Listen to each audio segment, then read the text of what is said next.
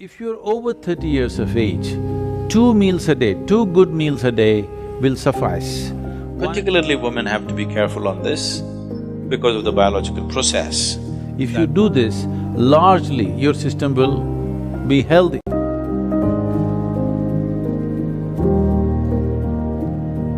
One of the most important things that you must be conscious of is, on a certain day when you eat a certain type of food, whatever you eat, you must consciously notice how quickly does it digest and become a part of yourself.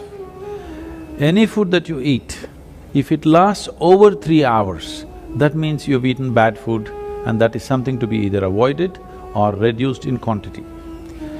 If food moves out of your stomach bag within 3 hours, this means you're eating something that your system can handle efficiently. It may not be the best food, but your system is able to handle it.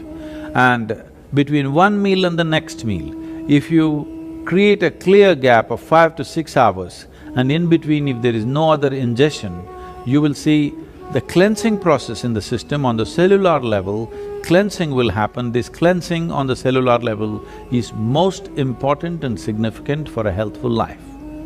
So between meals there must be at least 5 to 6 hours of space.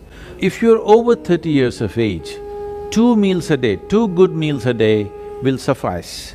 One in the morning and one in the evening. After the evening meal, before you go to bed, there must be a minimum of 3 hours, and if there is a certain amount of physical activity, not necessarily very heavy or strenuous activity, just simple walking or maybe a dance or something like this, create something for yourself where about at least 20 to 30 minutes there is some physical activity after the evening meal. If you do this, largely your system will be healthy. Anemia means on one level the blood has lost its iron, that means you lost your steel, okay?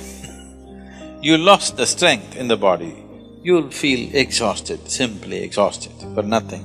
Because once the necessary iron is not there, your ability to carry oxygen through the body is less.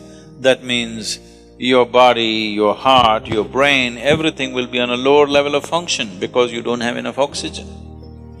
So, building oxygen into the blood is one of the important things because how healthy the body is, how easily it rejuvenates itself depends on a high level of oxygen in the blood.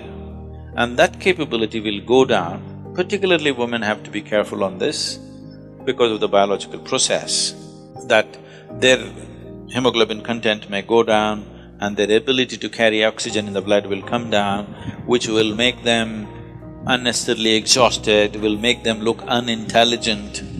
And yes, if the RBC is low, you feel dumb because there's not enough oxygen in the brain and it doesn't function the way it needs to function, both the body and the brain. So, to take care of this, one of the simple things is you consume a little bit of honey in warm water on a daily basis, and you will see slowly the RBC content will go up. If there's more oxygen in the blood, suddenly you feel a burst of energy, suddenly everything is active, the rejuvenation system in the body is going up, the dead cells are being replaced quickly. The level of inertia that you feel in the body is much lower, the level of inertia that you feel in your mind is much lower.